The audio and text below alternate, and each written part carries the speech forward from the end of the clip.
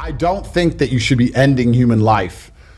And it's interesting, right? Because there's a whole big argument about this in the States, but I don't think you should be ending human life if your primary concern is that, you know, oh, I'm too young, I need to experience more. Experience what? What, restaurants? How many restaurants do you have to go to? Yeah. How many times you got to go eat until you eventually realize you're going to eat shit? Yeah. I mean, like, I don't see what else there is worth doing. Okay. So, well, what about in cases of rape? Yeah, I think just we'll put that one. Maybe you didn't. No, we can talk about that one. But every single time the abortion argument is brought up, this very specific case is brought up. Let's be honest. That's less than 0.1% of. But in those cases, if they're raped, would you accept an abortion? I think that if you're raped by somebody completely random on the street and a rapist did this to you, then yeah, I think the idea of an abortion makes a lot more sense. Sure. But to say that abortion's okay because women sometimes get raped, like that's a false. No. That's a false narrative. In a specific case, you know. It's in a specific case. But I think if you're with a man and you're having sex with that man and you get pregnant by that man, you should just accept the responsibilities like a fucking adult and have some life. And the thing is, as you grow older, if you don't have a bunch of children, your later years are filled with deaths as opposed to being filled with births and life. I think if you don't have a family, you don't have children, as you get older, the twilight years of your life are just everybody you know slowly dying, and there's no new life injected. So I think it's very important to do, and maybe young people don't understand that in time. But all in all, I think there's nothing more worthwhile for people to do than have children. And if you can financially afford it, then that's what a lot of teens or young people or even adults, they're suffering from a lot of mental health issues. Okay. And what's your advice to them? The world is hyper competitive. If you're going to be a man who's going to sit and say, I'm just sad, you are always going to lose in competition to men like me. Yeah. And there has to be losers for there to be winners. I am tired of sympathy. Sympathy doesn't work for anybody. I'm not going to sit here and be sympathetic for people who say they're too sad to try hard and be their best. Guess what? Perhaps I was sad every time I did exactly what I was supposed to do and trained anyway. Perhaps I was afraid when I fought anyway. Perhaps I was tired when I worked anyway. This is how you get ahead in life. I don't have a fucking ounce of sympathy for these people who sit here and say, well, I feel this way, so I can't.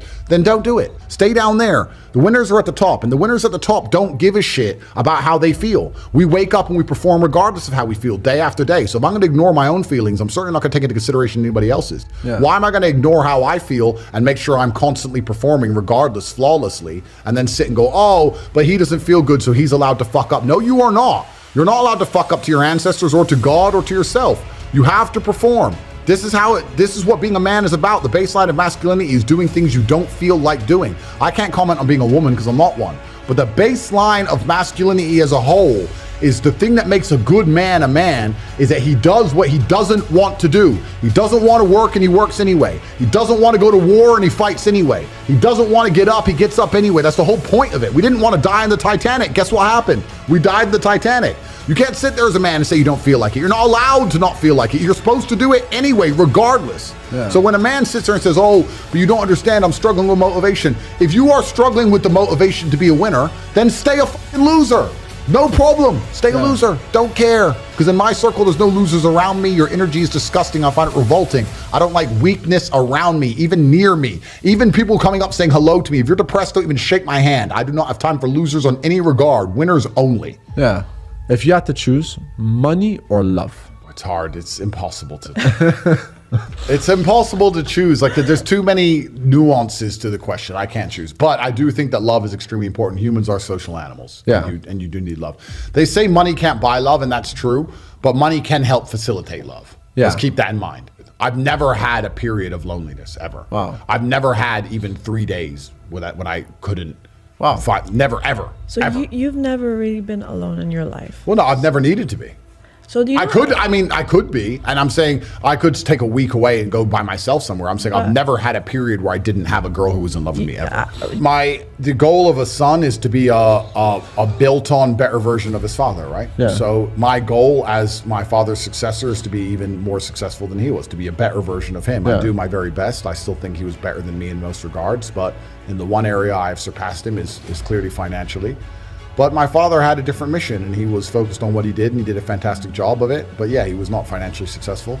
I'm actually glad for that, because I'm glad I was raised completely poor, and I was raised broke poor. I wasn't raised, everyone goes, I was raised poor. No. I was raised completely broke. We were in a homeless hostel, and we changed country, and we were living with a bunch of Kosovan war refugees, and we had a really bad story.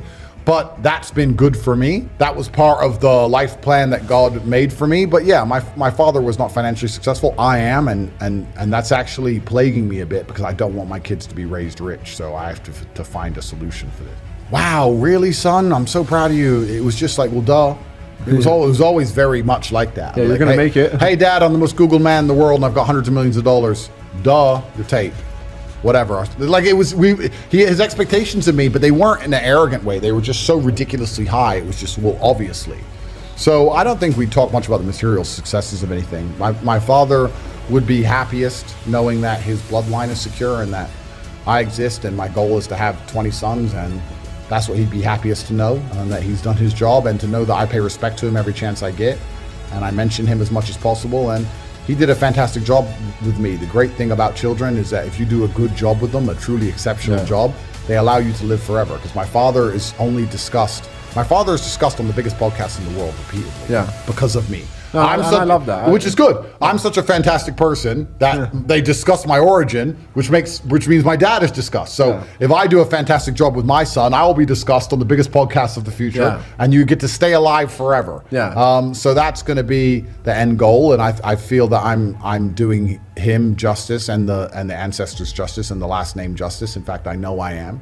Of course, he'd be exceptionally proud, and then he'd probably whoop me at chess, and then he'd go back to wherever he's chilling. So that would be it. That's beautiful. Okay, so the days of easy money are gone. I want to, like, even in the last 2 or 3 years, it was easy money mode.